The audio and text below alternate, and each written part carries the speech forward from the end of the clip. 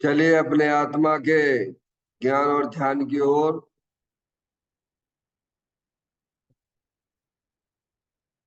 अपने चंचल मन को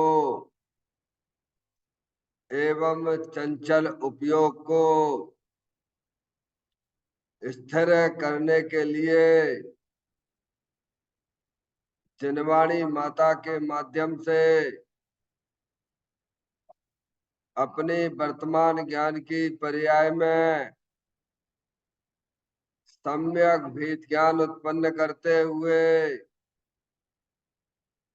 शरीर शरीर से संबंधित जितने भी चेतन अचेतन पदार्थ हैं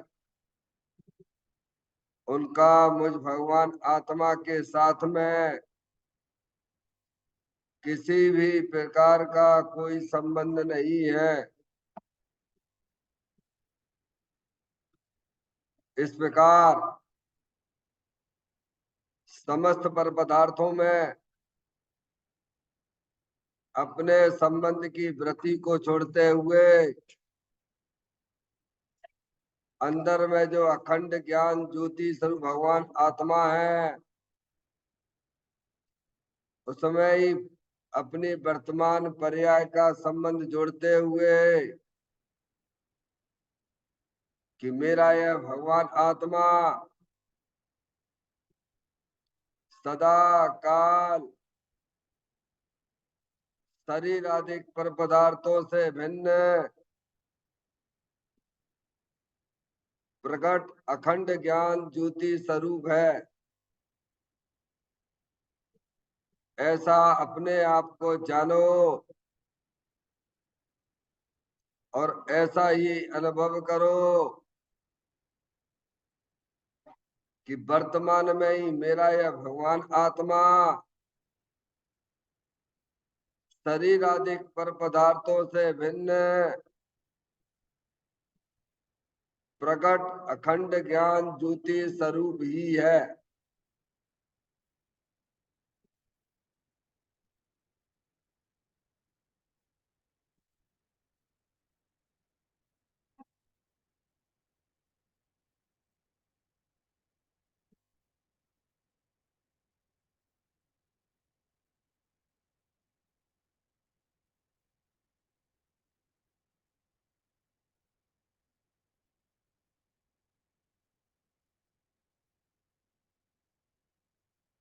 इसी प्रकार से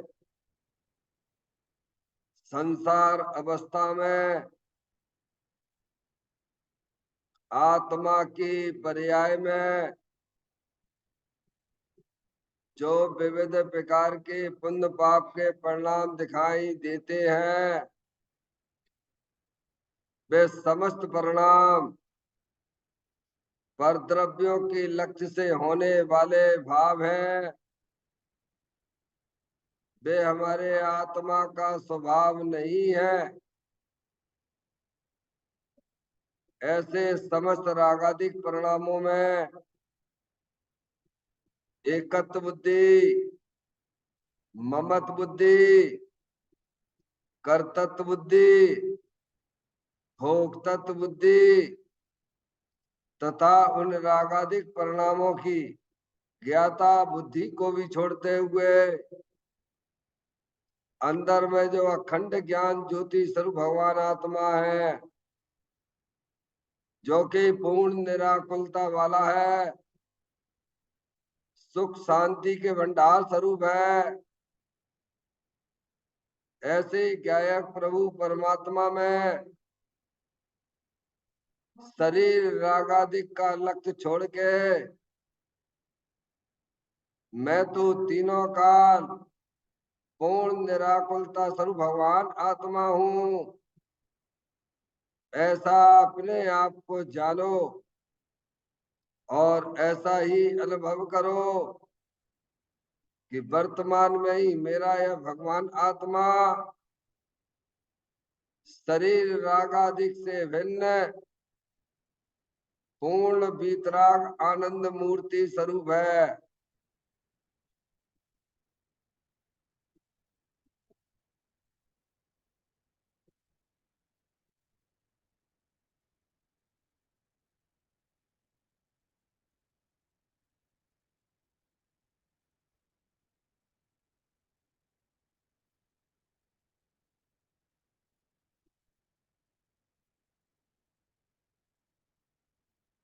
इसी प्रकार से संसार अवस्था में आत्मा की पर्याय में जो पर के लक्ष्य से होने वाला ज्ञान है, वह परलक्षी ज्ञान भी हमारे आत्मा का स्वभाव नहीं है। वह तो इंद्रिय जनित ज्ञान है। इस प्रकार शरीर, रागादि और परलक्षी ज्ञान के पर्यायों से भी भिन्न मैं तो एकमात्र अखंड ज्ञान ज्योति स्वरूप भगवान आत्मा हूँ, ऐसा अपने आप को जानो और ऐसा ही अनुभव करो कि वर्तमान में ही मेरा यह भगवान आत्मा शरीर, रागादिक और खंड खंड ज्ञान के पर्यायों से भी भिन्न एकमात्र अखंड ज्ञान ज्योति स्वरूप है।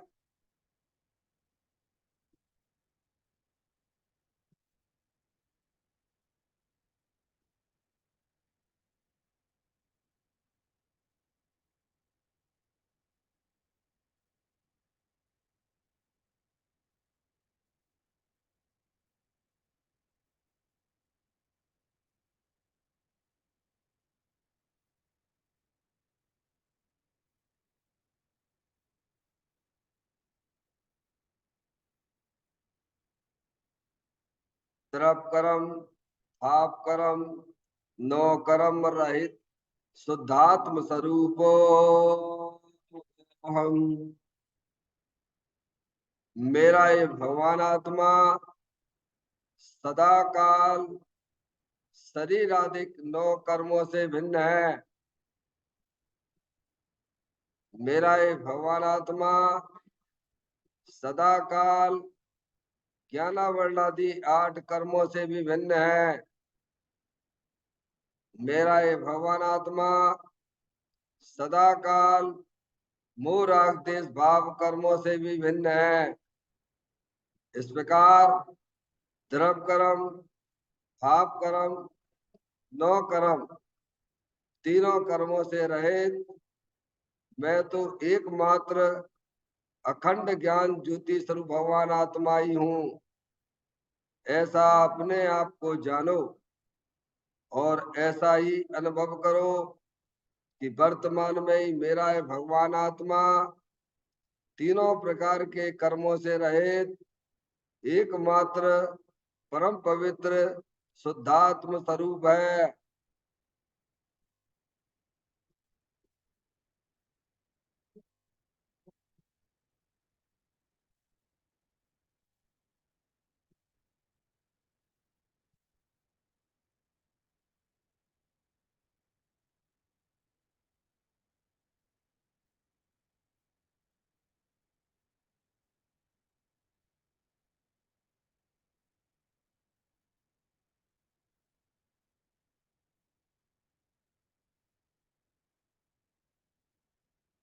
ओम नमः सिद्धेभ्या। ओम नमः सिद्धेभ्या। ओम नमः सिद्धेभ्या। चिंतामणि सम स्वयं का चैतन्य तत्व महान है। निज का करूं मैं चिंतवन, निज का करूं श्रद्धान में। सोधा तुम्हारी देव है जो गुण अनंत निधान है। मैं स्वानुभव में देख लूं आत्मा स्वयं भगवान है। मैं स्वानुभव में देख लूं आत्मा स्वयं भगवान है। ब्रह्मण जान परिठिया हम कलंक डैवी अपालतौ जैन परू ते पर मपड़वे भी सब कर्म मल्लिका नाश करो अनु प्राप्त कर निज आत्मा जो लीन निर्मल ध्यान में नम कर निगल परमात्मा सब नाश कर घन गाति अरवारे अंत पद को पालिया कर नमन उन जन देव को यह काव्य पथ अपना लिया। श्री योग सारथी नामक परम आध्यात्मिक ग्रंथ स्वाध्याय हेतु है विराजमान है। आज से 1400 वर्ष पहले इस महान पवित्र ग्रंथ की रचना दिगंबर संत योगेंद्र महाराज जी हुए हैं। उन्होंने इस महान पवित्र ग्रंथ की रचना की और उन्होंने इस ग्रंथ का नाम योग सार जी रखा। योग सार जी का सीधा सा अर्थ है मुक्ति के मार्ग में। योग का मतलब जोड़ होता है, किसका किसके साथ में जोड़ करना। तो अरियंत परमात्मा कहते हैं कि अपने वर्तमान सुत ज्ञान की पर्याय का अंदर में जो अपना त्रिकालिक ध्रुव भगवान आत्मा जो सदा काल द्रव कर्म भाव कर्म नौ कर्म से रहित अखंड ज्ञान ज्योति स्वरूप है। ऐसे ज्ञायक प्रभु परमात्मा के साथ में अपनी वर्तमान सुत ज्ञान की पर्याय का संबंध जोड़ने का नाम योग है, जिसे शास्त्रीय भाषा में सम्यक दर्शन सम्यक ज्ञान भी कहते हैं। और उस चेतन भगवान आत्मा में ही अपनी वर्तमान पर्याय को मग्न कराना, लीन करना, स्थिर करना, उसे सार कहते हैं। सार यानी सम्यक चारित्र कहते हैं। तो योग सार क्या हो गया? सम्यक दर्शन, सम्यक ज्ञान, सम्यक चारित्र वाली निर्मल पर्याय, पवित्र पर्याय जो अपने आत्मा के आश्रय से प्रकट होती है, इसे योग सार कहते हैं। देखिएगा, योग सार ग्रंथ के माध्यम से हम और आप यहाँ पर 42वें नंबर की गाथा का स्वाध्याय चल रहा है, जिसकी आज अंतिम चर्चा के ऊपर अपन विचार करेंगे। यहाँ पर दिगंबर संत हमें यही कहते हैं, यही बताते हैं कि ये शरीर जो है निश्चय से तीर्थ और मंदिर है। क्यों है? क्योंकि शरीर के अंदर अपना चेतन भगवान आत्मा अमूर्तिक अनंत शक्तियों के भंडार स्वरूप जिन स्वरूप है, इसीलिए इसे निश्चय से तीर्थ और मंदिर कहा गया है। गाथा का पाठ करते हैं। श्रुत केवली ने यह कहाना देव मंदिर तीर्थ में बस दे देवल में रहे जिन देव निश्चय जानिए। श्रुत केवली ने ऐसा कहा है। श्रुत केवली यानी जिनकी ज्ञान की पर्याय में चार ज्ञान प्रकट हुए, मत ज्ञान, श्रुत ज्ञान, अवध ज्ञान, मन पर्याय ज्ञान। चार ज्ञान के धनी है जो केवली परमात्मा के जो स्वाध्याय में जुड़े हुए हैं, उनकी दिव्य ध्वनि सुनते हैं। ऐसे गड़धर आदि वे शुद्ध केवली कहलाती है। तो कहती है तीर्थ क्षेत्रों में देव मंदिर में परमात्मा देव नहीं है। बोले परमात्मा स्वरूप वस्तु तो यहाँ पर है। बोले आत्म वस्तु है, वो परमात्मा स्वरूप है। अगर आत्मा परमात्मा स्वरूप वस्तु ना होता तो अरियंत परमात्मा सिद्ध परमात्मा भी पर्याय में परमात्मा नहीं होते। तो इसीलिए ये बात बताई जा रही है कि तीर्थ क्षेत्रों में देव मंदिर में परमात्मा देव नहीं है, निश्चय से। ये तो व्यवहार से है, व्यवहार से निषिद्ध नहीं है। जो अरियंत परमात्मा की जो प्रतिमा है बेकार परमात्मा है। क्या है? बेकार परमात्मा है। समूह शरण में जो भगवान विराजमान वे कार परमात्मा है। समझ में आया भैया? और अपना जो द्रव्य स्वभाव जो है वो कारण परमात्मा है। समझ में आएगी जी? और जो भगवान की प्रतिमा मंदिर में विराजमान है, जो समूह शरण भगवान साक्षात विराजमान है, उनकी ये प्रतिमा है। क्या है? प्रतिबिंब है उनका। ऐसे ही भगवान जो है समूह शरण में विराजमान है। समझ में आया? तो वे कार्य परमात्मा हो गए और अपना द्रव्य स्वभाव कारण परमात्मा है। जो कार्य परमात्मा हुए हैं, उन्होंने अपने द्रव्य स्वभाव का ज्ञान किया, उसका श्रद्धान किया और उसमें अपनी पर्याय को लीन कर दिया, तो वे पर्याय में कार्य परमात्मा हो जाते हैं। समझ में आ गई? तो कहते हैं कि सुत केवली ने ऐसा कहा है कि तीर्थ क्षेत्रों में देव मंदिर में परमात्मा देव नहीं है निश्चय से, ऐसा जान शरीर रूपी देवालय में जिन देव है। अगर आपको कार परमात्मा के दर्शन करना है तो सबसे पहले आपको अपने द्रव्य स्वभाव जो परमात्मा स्वरूप वस्तु है उसके दर्शन करना पड़ेंगे। तब वो वेदी पे विराजमान या अथवा समूह शरण में भगवान साक्षात विराजमान है तो उनके दर्शन होंगे आप। यानी आपको हमको सबको अंतर्दृष्टि करना पड़ेगी।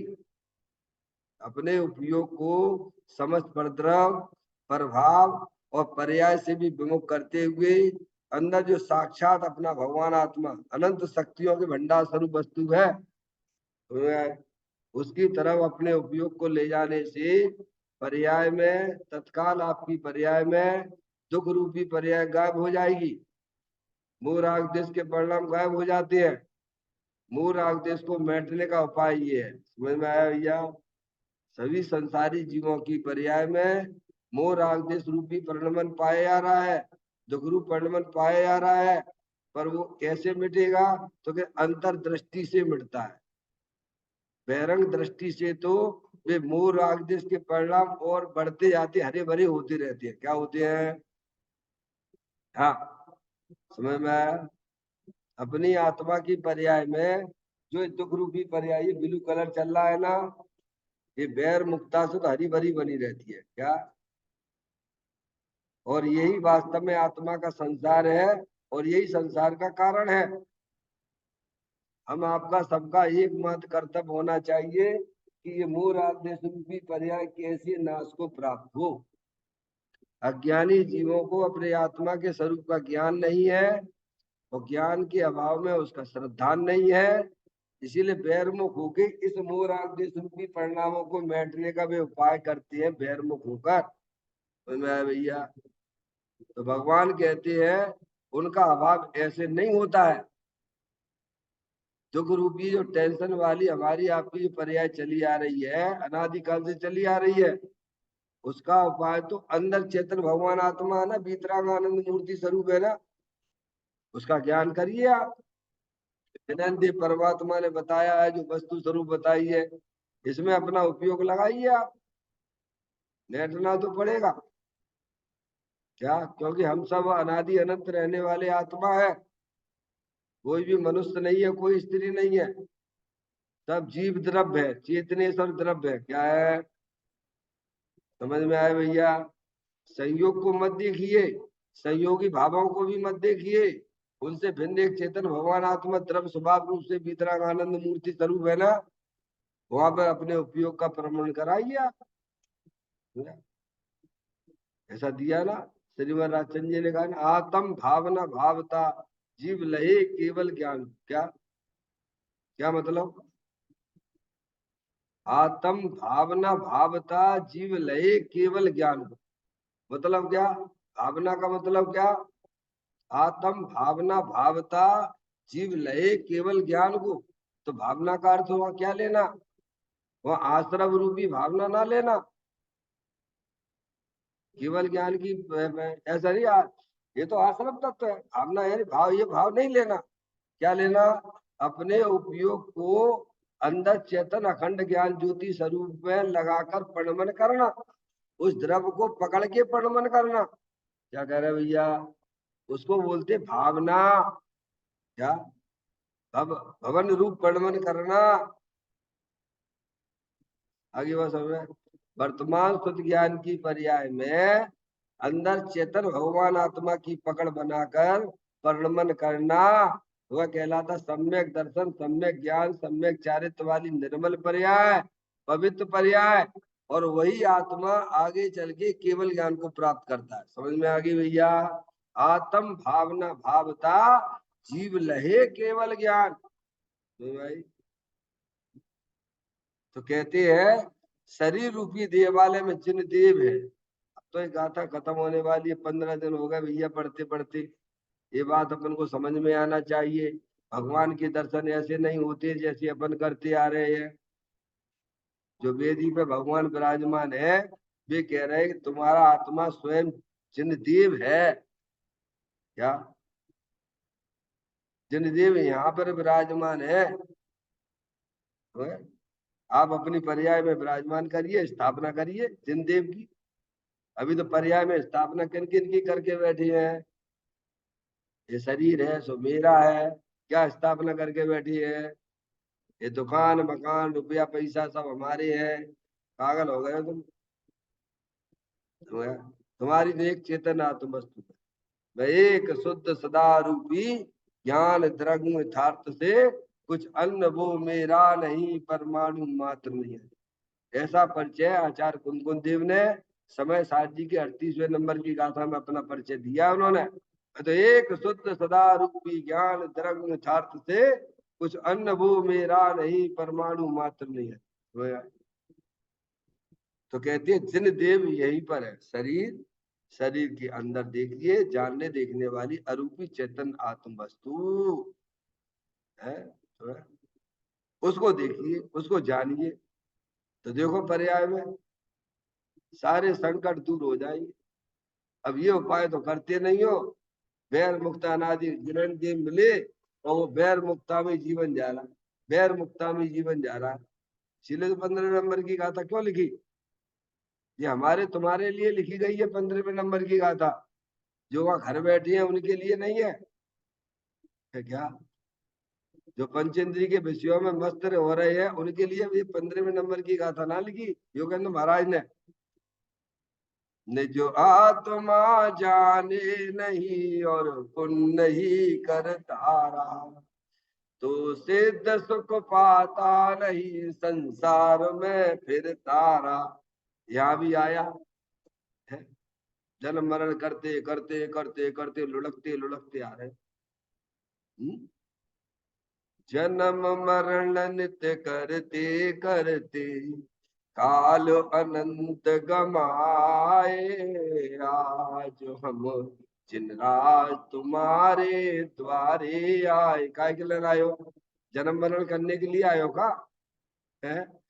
जन्म मरण का अभाव कैसे होता है प्रभु, उसका ज्ञान करने के लिए आए। समझ में आया भैया? तो भगवान कहते हैं ये तुम्हारा जन्म मरण का अभाव अंदर स्थायी वस्तु है।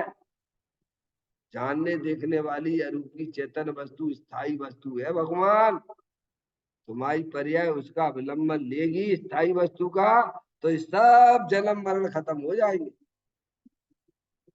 तुम्हें मैं सारी दुख रूपी पर्याय विलय को प्राप्त होती है। ऐसे कला ज्ञान में उत्पन्न करने की बात है। ये सीखो यहाँ पे आके जिनेन्द्र परमात्मा के आके अंतर्मुक्ता होने की कला सीखना चाहिए हमें। जैसे हमें अपनी आत्मा का लाभ मिले। इससे पहले बोलाया था ना, आत्मा की प्राप्ति तो आत्मा के सन्मुख होने से होती है, पर के सन्मुख होने से आत्मा की प्राप्ति नहीं होती है। इससे पहले पढ़ा था 2 दिन पहले। है भैया? ध्यान है कि नहीं है? आत्मा की प्राप्ति कैसे होती है देखिए, निकालिए इसको, फिर आगे अपन पढ़ लेंगे।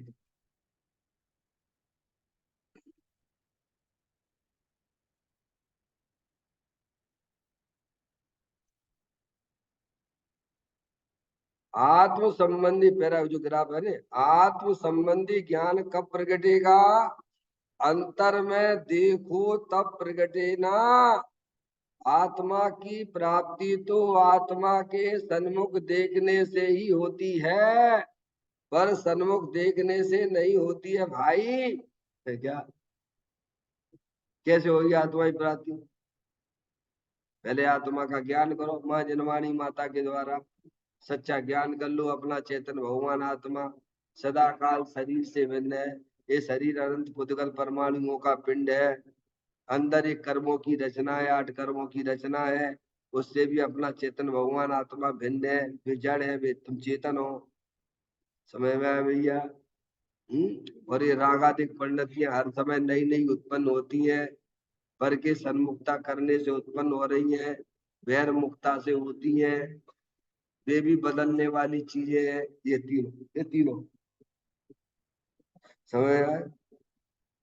और नई बदलने वाली तो ये है, जानने देखने वाला अनंत ज्ञान के भंडार स्वरूप वस्तु। तो इस आत्मा की प्राप्ति कैसे होती है? तो ज्ञानी हमें समझाते हैं, आत्मा की प्राप्ति तो आत्मा के सन्मुख देखने से होती है। क्या बड़ा भारी संकट आएगा आत्मा के ऊपर भैया, है? सारे संकट दूर हो जाते हैं स्थायी वस्तु का अवलंबन लो ना। पारसमणि, ये कब करेंगे ये काम? मनुष्य पर्याय समय तो जा ही रहे बेशकीमती भैया, मेरा कौन रोक सकता है? हम्म? इसका अभ्यास करो बारंबार बारंबार। हर चीज अभ्यास से सरल हो जाती है, ध्यान रखिएगा। अब अपन बहुत ऊंचे लेवल पर आ चुके हैं, तो मैंने आप वैर मुक्ता सभी तरह की छोड़ने के लिए भगवान का आदेश है। भगवान ना कहते तुम्हारी पूजा करो भक्ति करो, वे बिल्कुल ना कहते। क्या? जैसे भगवान अशुभ भाव का लिए निषेध करते हैं, ऐसे शुभ भाव के लिए भी अशुभ अशुभ भाव दोनों वैर मुक्ता है। वीतराग आनंद, चारों नियोगों का सार क्या है बोलो? बताइए क्या है? पंचाशती काय की 72वें नंबर की गाथा में आचार्य कुंद देव ने कहा, चारों अनुयोगों का द्वादशांग का सार क्या है भगवान? वीतरागता प्रकट करना। चाहे चरणान योग हो, चाहे करणान योग हो, चाहे प्रथमान योग हो, चाहे द्रव्यान योग हो, वे वीतरागता, वीतरागी देव वीतरागता की बात करेंगे कि राग की बात करेंगे बोलो भगवान? नहीं आई समझ में? वीतरागी देव हो अथवा वीतरागी संत हो, वे हमें वीतरागता की बात करने के लिए कहेंगे कि राग की बात करने के लिए कहेंगे? बस अब इसमें इतना इतना भाई समझ में क्यों नहीं आती बात? और वे कहते हैं वो वीतरागता हमारे तरफ देखने से प्रकट नहीं होगी। तुम्हारा चेतन भगवान आत्मा वीतराग आनंद मूर्ति स्वरूप स्थायी वस्तु है। उसकी तरफ जब तुम देखोगे तो तुम्हारी पर्याय में वीतरागता प्रकट होगी। क्या भगवान? उस पे बैठ जाओ ना, सिखा कुर्सी बैठ जाओ चाहे। नहीं, पैर में तकलीफ है ना, समझ में आए भैया? पुरुषार्थ करिए, इसमें पुरुषार्थ करिए। समझ, सम्यक दर्शन पुरुषार्थ से ही मिलता है। ये हो जाएगा हो जाएगी ये शैली हमारी अच्छी नहीं है भगवान।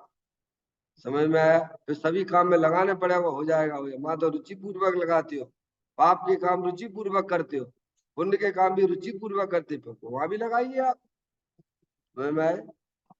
तो अपने आत्मा की प्राप्ति आत्म सन्मुख देखने से होती है। तो ये काम क्यों नहीं दिखता हमें?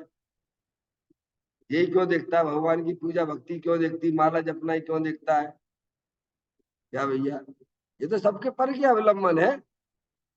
एक बार को शांति से चुपचाप अंतर्मुख होके अपना चेतन भगवान आत्मा जलल ज्ञान ज्योति स्वरूप है, स्थायी वस्तु है। ऐसा समझ में आया भैया? देखो सिद्ध भगवान है, सिद्ध भगवान है ना। हम्म? अनंत काल तक उसी आत्मा के साथ में रह रहे हैं। बोलो रह रहे कि नहीं रहे हैं? रहिए अनंता अनंत काल यथा तथा शिव परिणम है। भाई सबके पास में द्रव्य है, उसके गुण भी है और पर्याय भी है।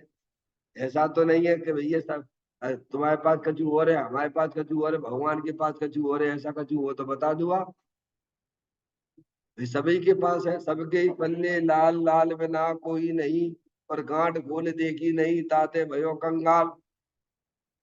सभी चेतन द्रव्य है भैया, और सभी द्रव्य जो चेतन द्रव्य है वे सब अनंत शक्तियों के भंडार स्वरूप वस्तु है और उनका पर्णमन भी है। और क्या है, सबके पास बराबर बराबर का हिस्सा बांटे भगवान। कोई उसका सदुपयोग करता है, कोई दुरुपयोग करता है। सदुपयोग करता है मुक्ति को चले जाते हैं, दुरुपयोग करता है 4 गति 84 लाख योनियों में भ्रमण करते हैं। और क्या है, संसार मोक्ष। हमें हमें अपनी चीज का सदुपयोग करना आना चाहिए।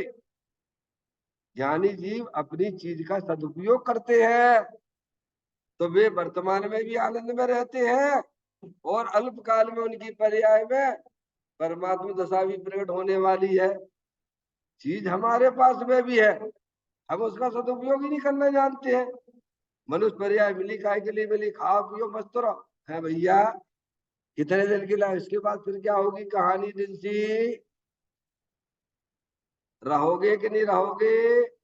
शरीर चला जाने के बाद, शरीर का वियोग हो जाने के बाद क्या हमारा भी वियोग हो जाएगा क्या। ऐसा है तो बिल्कुल अपनी आत्मा को जानने की जरूरत नहीं है। समझ में आया भैया। पर प्रभु होता कहाँ है, हमारे अस्तित्व का तो कभी नाश होता ही नहीं है ना प्रभु। तो समझदारी का परिचय दो, उसके साथ दोस्ती करो ना। जो हमेशा तुम्हारे साथ में रहता है, ये आने जाने वालों के साथ क्या दोस्ती करना। क्या मिलेगा आने जाने लोगों के बाद। आर्थ ध्यान और रौद्र ध्यान मिलता है, और क्या मिलता है। उसका फल भगवान ने 4 गति 84 लाख योनियां कही है। तो आत्मा की प्राप्ति जो है, अपनी वर्तमान पर्याय को अंतर्मुख करने से आत्मा की प्राप्ति होती है, ये लिखा है इसमें। पर के सन्मुखता छोड़ दीजिए आप। बोलो ऐसा कर सकते हो नहीं कर सकते हो। अनादिकाल से हम पर सन्मुखता ही हमारी चली आ रही है, चली आ रही है पर सन्मुखता। जब आप उल्टे चल सकते हो तो सीधे नहीं चल सकते हो क्या। चलना तो पड़ेगा भगवान, चलना तो तुम्हें आता ही है? वंदना, चलना तो आता है, उल्टे चल सकते हो तो सीधे नहीं चल सकते हो क्या है।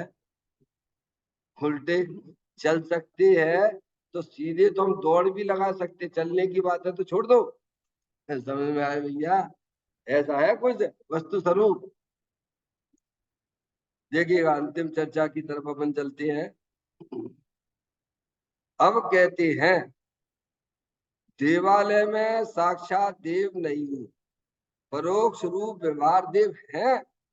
भगवान की प्रतिमा है ही नहीं ऐसा माने तो भी अज्ञानी है, और उससे आत्मा प्राप्ति होती है ऐसा मानने वाला भी अज्ञानी है। जब अंतर स्थिर ना रह सके तब भगवान की पूजा भक्ति का स्वभाव रूप व्यवहार होता है। क्या भैया, सारे विकल्प छोड़ के मंदिर में आओ और स्वाध्याय में जुड़ो। क्या, तब ये बातें समझ में आती हैं। उपयोग में कचू कचू लेके बैठे हो, निश्चय निश्चय निश्चय 3 बार बोलते हो ना, सब सांसारिक विकल्पों का त्याग करके बस ये 1 घंटा बस हमारे लिए अपनी आत्मा कल्याण के लिए समझने के लिए, इस जिम्मेदारी से समझना पड़ेगा। समझ में आया भैया। उसमें कोई दूसरा विकल्प नहीं होना चाहिए। अब कहते हैं देवालय में साक्षात देव नहीं, परोक्ष रूप व्यवहार देव है। किसकी बात करी, देवालय में जहां अपन बैठे हुए हैं। समझ गए आप। साक्षात देव नहीं है, है साक्षात देव तो प्रतिमा है, प्रतिबिंब है भगवान का। साक्षात देव तो वहां बैठी है, कहाँ बैठी है, चल दिया। भगवान की प्रतिमा है ही नहीं ऐसा मानने तो भी अज्ञानी है।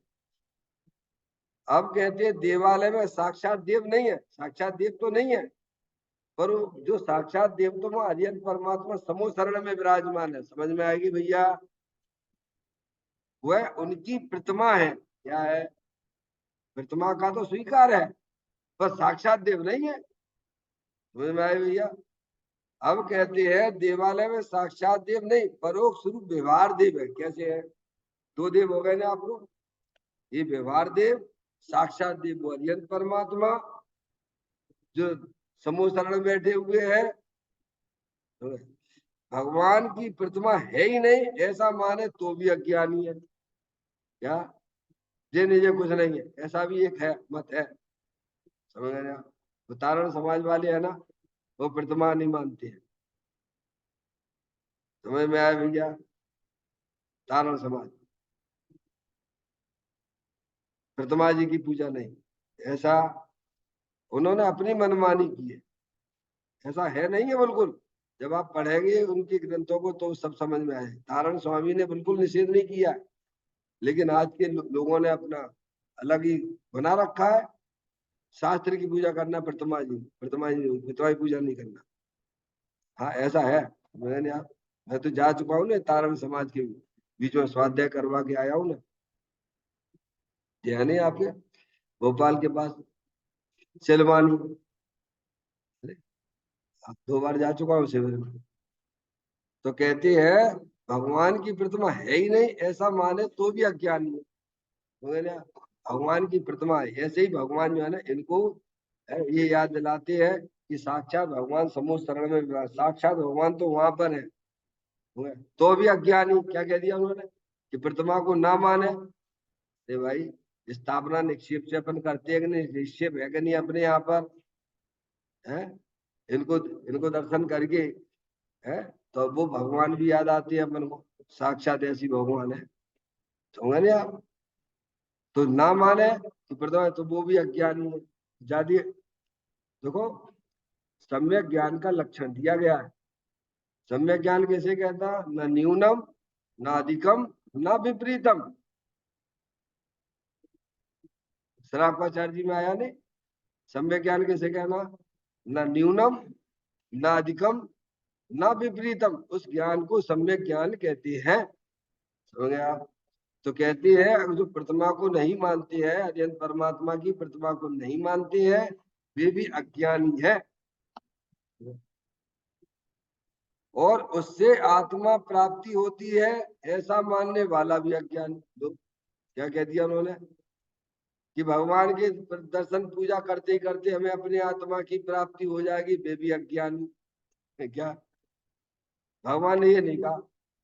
भगवान ने कहा देखो अंदर देखो, क्या कहा, शुभ उपयोग भगवान के दर्शन पूजा करने का परिणाम उस शुभ भाव है। समझ में आया भैया? तो भगवान कहते हैं तुम हमारी तरफ मत देखो, ऐसा ही भगवान आत्मा बीतराग आनंद मूर्ति स्वरूप अंदर में भी विराजमान है।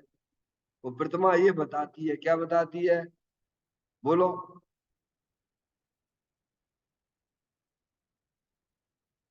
हे जीव माँ छिट्टे माँ जम पे, अपने चेतन भगवान आत्मा को निहारो। इसके लिए मंदिर हुआ करता है।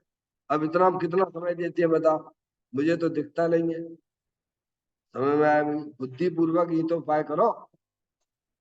वो है ना। तो कहते हैं उससे आत्म प्राप्ति होती है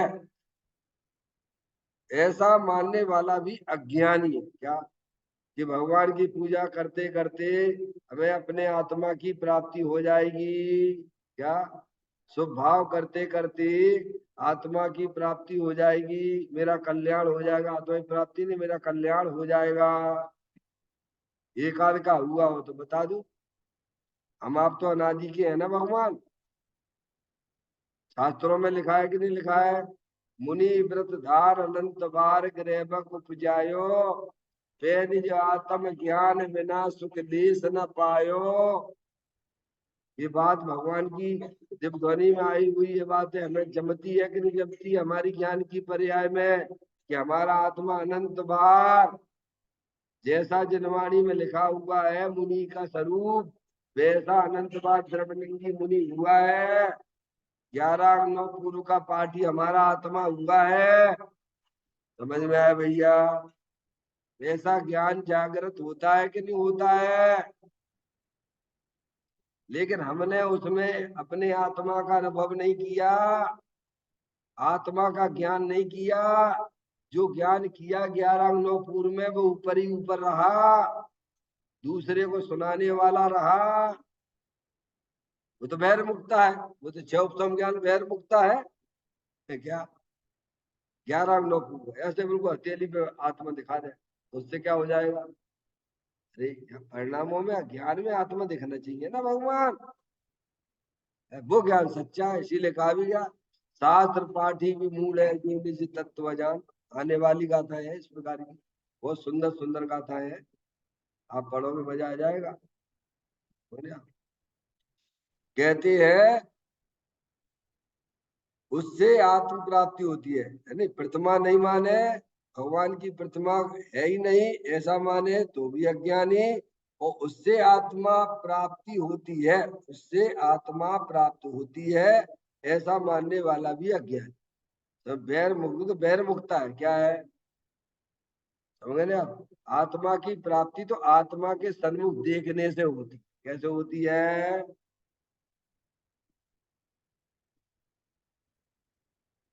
बोला चेतन भगवान आत्मा रूपी है ना, क्या अज्ञानी जीवों को उसका दर्शन नहीं होता है, क्योंकि बैर मुक्ता उनकी पर्याय में चल रही है। हमें वस्तु स्वरूप का सच्चा ज्ञान नहीं है, वो तो अंत वस्तु स्वरूप, वस्तु स्वरूप विचार कई मन पावे विश्राम, रस स्वादत सुख उपजयी, अनुभव या को नाम, पंडित बनारसीदास जी ने 400 वर्ष पहले लिखा ग्रंथों में। क्या वस्तु स्वरूप विचार कर मन पावे विश्राम, रस स्वादत सुख उपजे, अनुभव या को नाम। वस्तु स्वरूप विचार, क्या हुआ ना? वस्तु स्वरूप का सच्चा ज्ञान जिसके पास हो, उसमें भी लिया आपको। धन कन कंचन राज सुख सबई सुलभ कर जाए, दुर्लभ है संसार में एक यथार्थ ज्ञान। समझ गए आप? शुद्ध ज्ञान की पर्याय में ये चीज आना चाहिए कि अपनी वस्तु स्वरूप का ज्ञान, क्या अपनी जो चेतन आत्म वस्तु है सदा काल वितराग आनंद स्वरूप है, शरीर से सदा काल जुदा है, कर्मों से भी जुदा है, रागादिक परिणतियों से भी जुदी है, और एक एक समय की जो पर्याय है उससे भी अपना भगवान आत्मा जुदा है। भगवान ऐसा वस्तु स्वरूप का ज्ञान जिसके पास में होता है, वह ज्ञान शुद्ध ज्ञान की पर्याय समस्त द्रव्यों से उपयोग हटता हुआ, समझ में आया, राग आदि और एक समय की पर्याय से भी उपयोग हटता है, स्थिर वस्तु पे जाके टिकता है। कहाँ टिकता है? तब आता है अनुभव चिंता मणि रतन, अनुभव है रसकूप, अनुभव मार्ग मोक्ष को, अनुभव मोक्ष स्वरूप को अनुभव कहते हैं। शुद्ध ज्ञान की पर्याय में पकड़ अपने चेतन भगवान आत्मा की होना चाहिए।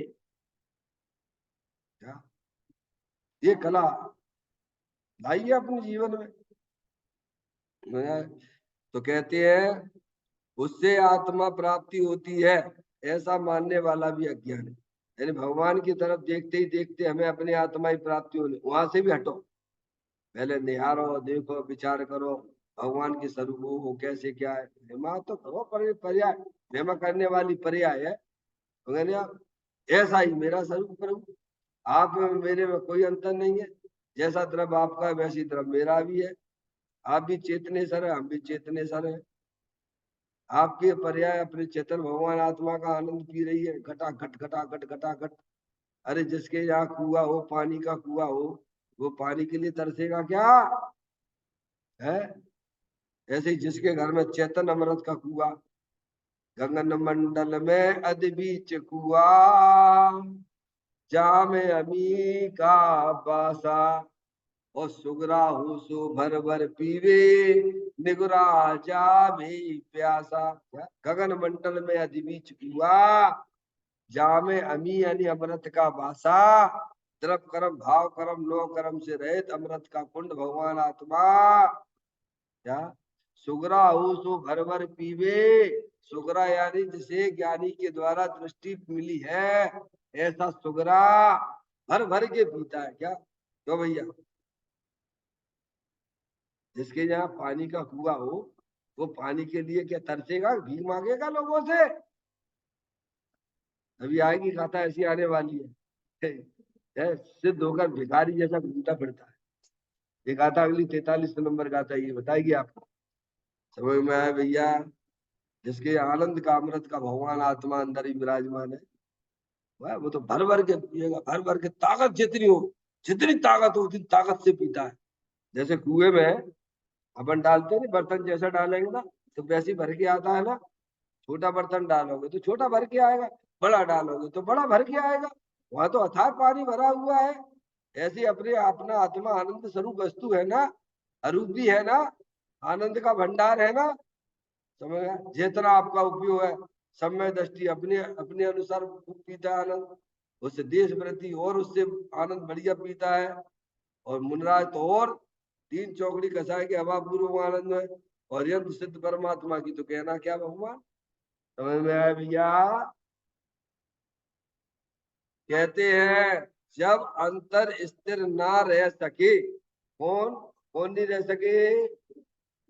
उपयोग, वर्तमान का उपयोग अपने ज्ञायक प्रभु परमात्मा में स्थिर नहीं रह सके, ऐसे सम्यक दृष्टि जीव, ऐसे देशव्रती जीव, ऐसे मुनराज भी।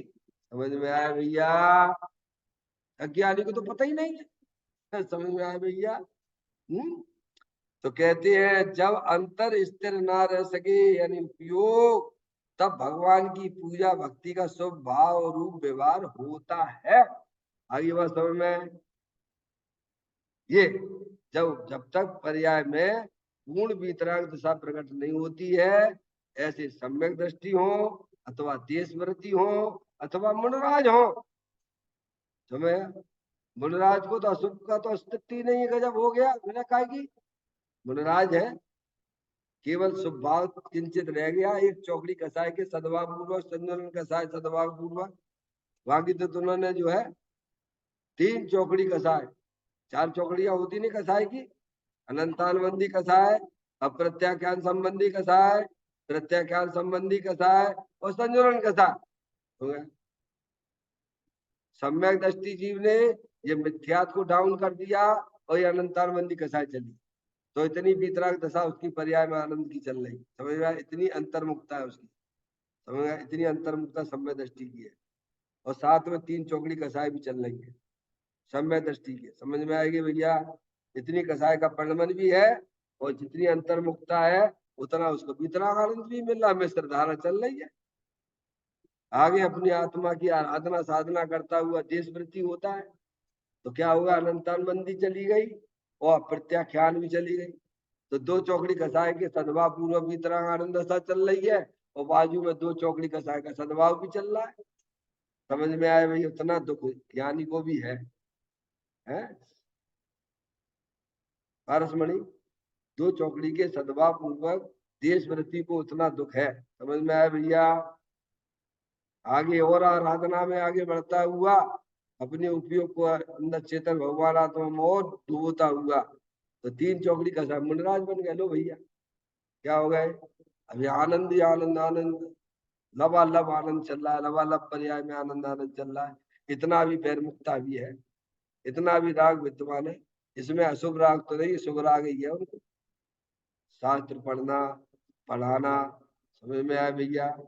दीक्षा देने वाले को दीक्षा देना, इतनी बैरमुखता भी मुनराज के भी है। उसमें स्वभाव चलता है भूमिका के अनुसार सबका।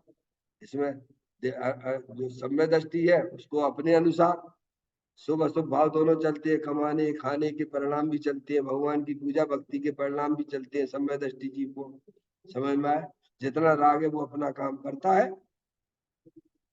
आगे आराधना में बढ़ता जाता तो देश प्रति भी होता है। दो चौकड़ी यहाँ भी अभी अशुभ राग चल रहा है, कमाने खमाने का सब चलता है। वो तो वहां तक है ना, प्रतिमा है ना, 11 प्रतिमा है। कब तक रहता? कौन सी प्रतिमा तक रहता है देशव्रती? है शुल्लक एलक के लिए बाहर निकलता है, समझिए आप। फिर हो जाता है वहां पर 10वीं प्रतिमा तक, है ना? तो सब चलता रहता है, वहां भी है। ये प्रतिमाएं जितनी भी है सब सम्य दृष्टि ज्ञानियों की होती है, अज्ञानियों कोई प्रतिमा तमा नहीं होती, जिसे अपनी आत्मा की पता नहीं है। समझ में आएगी भैया? तो यह कहती है जितनी जो है जब अंतर स्थिर ना रह सके, कौन? ज्ञानी की बात है। समझ में आया? क्योंकि ज्ञानी को अपने चेतन भगवान आत्मा की दृष्टि हुई है, उसका आनंद भी पर्याय में आने लगा है। जब अंतर स्थिर न रह सके तब भगवान की पूजा भक्ति का स्वभाव रूप व्यवहार होता है। क्या होता है? करना नहीं पड़ता है। क्या कह दिया भैया? होता ही है, उसमें क्या दिक्कत है? देखो गुरुदेव श्री ने बड़े न्याय पूर्वक हमको समझाया है, हम समझ नहीं पाते हैं।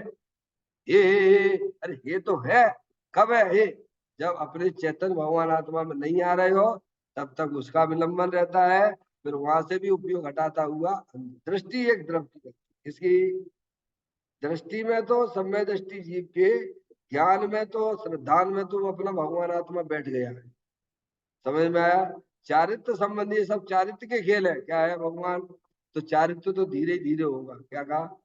जैसे आपने पेड़ को, वृक्ष को मूल से उखाड़ दिया तो उसके कुछ समय पत्ते हरे भरे रहती है कि नहीं रहती है? रहती है कि नहीं रहती है? तो वो चारित्र की कोटि में जाएगा। समझ में आया भैया? चारित्र गुण है ना, तो चारित्र गुण का भी कार्य है। ज्ञान गुण है, ज्ञान गुण का भी काम है। श्रद्धा है, श्रद्धा का काम। श्रद्धा क्या सब अपने अपने काम करेंगे कि नहीं करेंगे? सबकी पर्याय है कि नहीं? अनंत गुण है तो अनंत गुण की पर्याय है कि नहीं है? आप तो तीन गुण को लेके चलिए, आप श्रद्धा ज्ञान चारित्राणी मोक्ष मार्ग होंगे आप। तो चारित्र संबंधी रह गया। यहाँ से चलता हुआ पंखे को बंद किया तो एकदम बंद हो जाता है क्या? अब वह जो पंखा चल रहा है, आपने स्विच से यहाँ से ऑफ किया तो जो चल रहा है पंखा अब बंद होने के लिए चल रहा है। क्या है भगवान? वो पंखा दिखेगा चलता हुआ, पर वह पंखा बंद होने के लिए चल रहा है। पहले ऑन था स्विच से तो क्या था? चल रहा था। ऐसे अज्ञानी जीव को चल रहा है। उपयोग समझ गए आप? ज्ञानी ने क्या किया? स्विच ऑफ कर दिया, वहां से पर से कनेक्शन काट दिया, स्व से संबंध जोड़ लिया। क्या कर लिया? और क्या करना? पर से हट, स्व में बस, बस इतना कर तो आएगा अतीन्द्रिय आनंद का रस। इस प्रकार से हम आपने 15 दिन में इस गाथा का बहुत बढ़िया रसास्वादन किया। इस गाथा में हमें यही समझाया जा गया है कि शरीर जो है ये वास्तव में मंदिर है, ये तीर्थ है, और इसके अंदर रहने वाला अपना चेतन भगवान आत्मा वह परमात्मा स्वरूप वस्तु है। ऐसा दिगंबर संतों ने, हरियन परमात्मा ने हमें बताया है। हम अपने ज्ञान और श्रद्धान का विषय बनाए और अपने चेतन भगवान आत्मा की दृष्टि करें। नीचे निधि निज मैं बताई, यह अनंत अनंत उपकार है, उसके लिए जिन वाणी माँ को वंदना सतवार है, वंदना सतवार है। 9 बार नमोकार मंत्र का स्मरण।